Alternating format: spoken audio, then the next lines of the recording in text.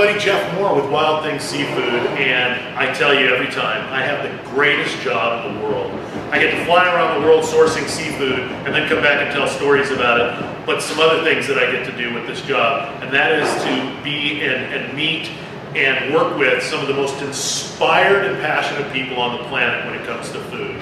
And this person right here is my dear friend Gabriel Caliendo, executive chef and partner with the Lazy Dog restaurant and bar. Now, it used to be Lazy Dog Cafe. And if you're anywhere in the Orange County or Southern California area, you, I'm sure, have heard of the Lazy Dog. It's one of my absolute favorite restaurants.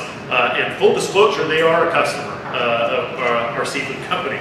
So thank you, Gabe. Thank you very much for being here today. And I know this is kind of like, hey, here's what we're doing. And really what we're going to do is kind of have a great conversation. But first I want to, I always tell people that Gabriel is easily one of the most overqualified people for the casual dining segment, because some of the things he does in fine dining and some of the events that he does are some of the greatest dishes, most beautiful dishes I've ever seen.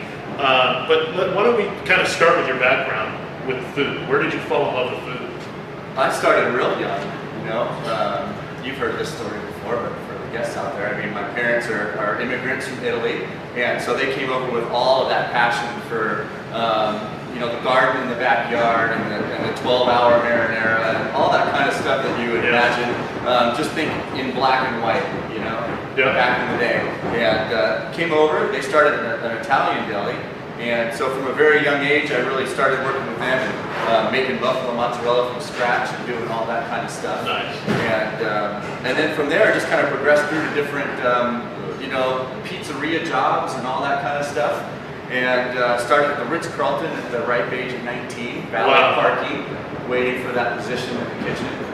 And spent 10 years there. And then I was introduced to the Sims family and you know, started the Lazy Dog in 2003. Now, the Sims family, for those that don't know, were the founders of a little tiny restaurant chain. You might not have heard of it, called Mimi's Cafe. And it's quite popular, especially in Southern California, but all over the United States. And you know, you might hear some bumps and some thuds and some all sorts of stuff. We're actually in the test kitchen at Lazy Dog Restaurant and Bar in Brea right now. And so this is an actual working kitchen. We're right next to the restaurant, so you're hearing a lot of pounding. And there's some guys in the room right now working on some schedules and some menus and things like that. So you know, we just literally invaded the test kitchen here at Lazy Dog and to talk to Gabe today. So now, what there's the big move that went from when you met the Sims family. You were doing the Ritz-Carlton, and now they're opening kind of it's a casual dining.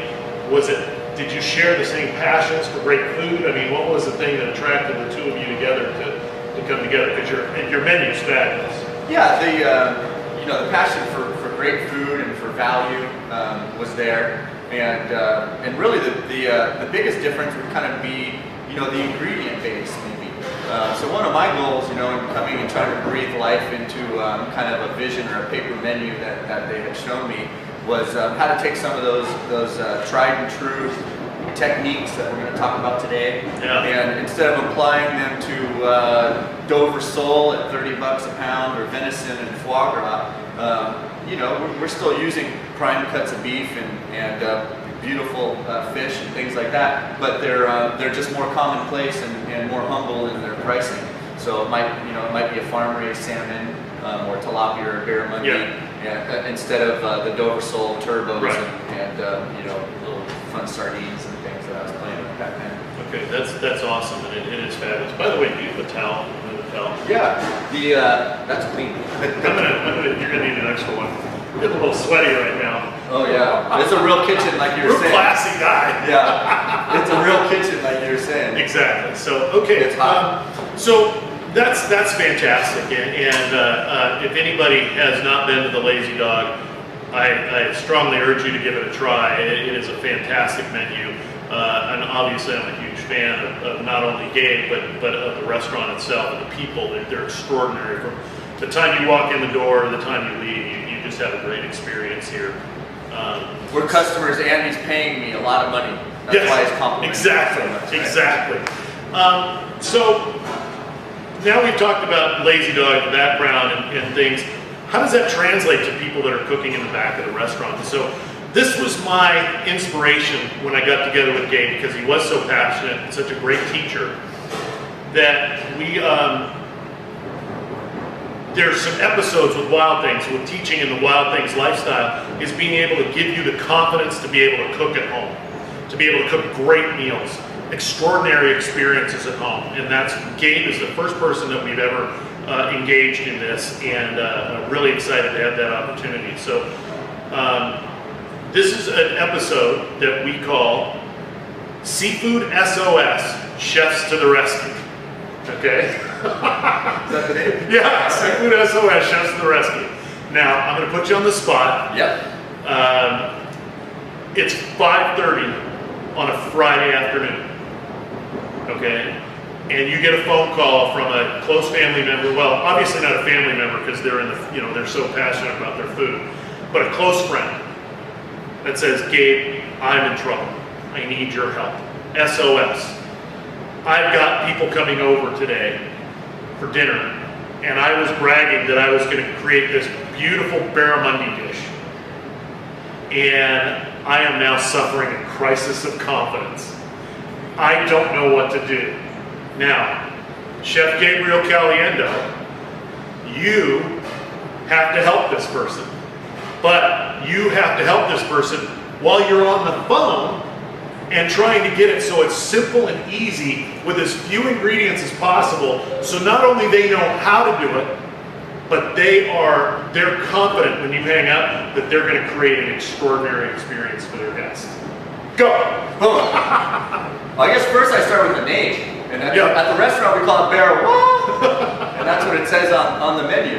And that's so that people are confident in the fact that if you don't know how to pronounce it or say it, it doesn't matter. It's a great firm flesh white fish. It's so, you know, and it actually, Dr. Oz, Mehmet Oz, says that it's actually one of the top 5 superfoods because it has as much omega-3 as salmon, but it's lower in calories. So just a little piece of trivia there for you, or important information.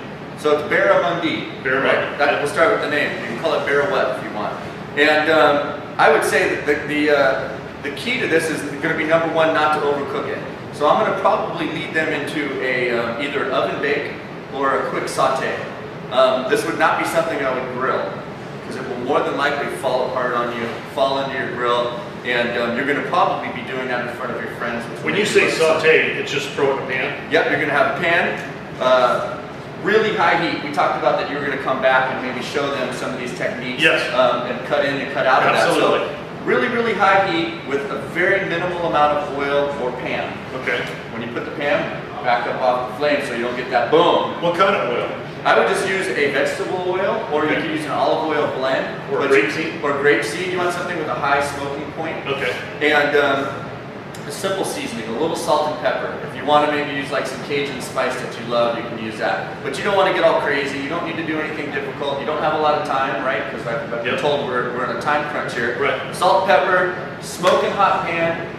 When the pan is hot, then you add the oil or you spray it. You don't add the oil to a cold pan and bring it up. Okay. When the pan is hot is when you add the oil.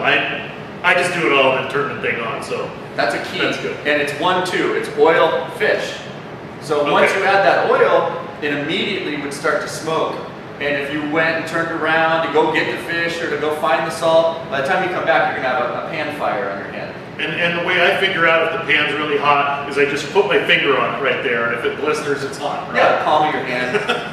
Great. So you do want to look for that, it's a time thing. You know, you figure if you've got the flame on there for 3 to 4 minutes, that's going to get your pan hot. Or you can also look for a shimmering or a smoldering kind of effect. Think of the hot pavement on a desert. Yeah. Right? Yep. And you add the oil, you add your barramundi, which you've already salt and peppered before you added the oil. Okay.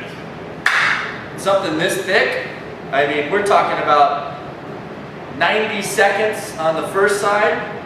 Then I would flip it and turn off the heat and let it sit in the pan for another 3 minutes. So barramundi's not real thick. No. And so you would just, especially this thin end cut, and it's a little bit thicker in here, but yeah, you're talking about a 4-minute total cook time. what I like to do is I increase that margin of error by flipping it and turning off the heat. Okay. So now you're not worried about the fire, it's not going to overcook, and that gives you a chance to start doing your plating. So Okay. we didn't really talk much about sides and stuff like that, No. but I would pick you've got a nice piece of fish, I would serve it simply seasoned. I would get yourself some fresh lemon, everyone loves lemon. Okay. And then maybe do some mini roasted potatoes and roasted vegetables. I would do that because you can put them both in the oven at the same time, and because there's not that attention required to it to order. And you can use the lightly sauced bird's eye steamed fresh vegetables and green beans with red roasted potatoes and be done in 5 minutes. Super easy. Or there's gourmet stores that have them all, the Ready to go. Ready to go, tri-colored potatoes. You can get fancy with fingerlings, and there's some of those other things we talked about. Bringing the really fancy stuff has now come to mainstream. So there's the Now tri-colored. let's talk about that. Let's talk about the tri-colored potatoes. Yeah. So you said put it in the oven. Okay. Well, okay, that's kind of scary. Well, you can buy them already. You can buy them in a bag, and they've got instructions, and you can follow those instructions. Okay, good. But again, I think the important thing that I'm telling my friend here is you got the vegetables and the potatoes cooking in the oven, and you don't have to fuss with that. Got it. So now you can put all of your attention on cooking the fish perfectly. If you're trying to do this and saute spinach and let's say mashed potatoes or something like that, now you've got 3 different things working. Your friends are watching you, and they're having a glass of wine, and you're running around looking like a fool. So you just want to chill out, focus, Daniel-san, on the fish. Just focus on the fish, and you got your potatoes and your vegetables in the oven. So, as I said, you flip it, turn off the heat. Now you've got your plates. You go get your potatoes in your oven, potatoes, onions, or potatoes and vegetables, lemon, and the fish comes out of the pan right on the plate. Ring the bell. Yeah, ring the Ring bell. the bell. Very simple. You always want to coordinate yourself so that there's a la minute things, which is 2 to the minute, and then there are things that's got your back. There you go. So that simple. We've got barramundi, salt and pepper, the oil into a hot pan. After it's hot, you put the oil in, and then the fish. About 1.5 minutes on one side. Turn the heat off and turn over the fish, and let that finish.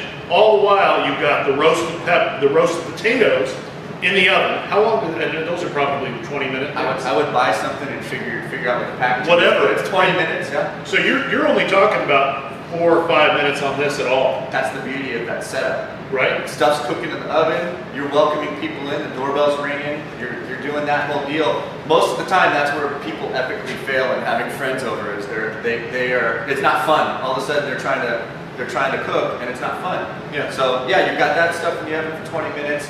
You're a total of about 3 or 4 minutes of your a la minute, or where you need to focus, Daniel-san, and then Nice. put it on the plate.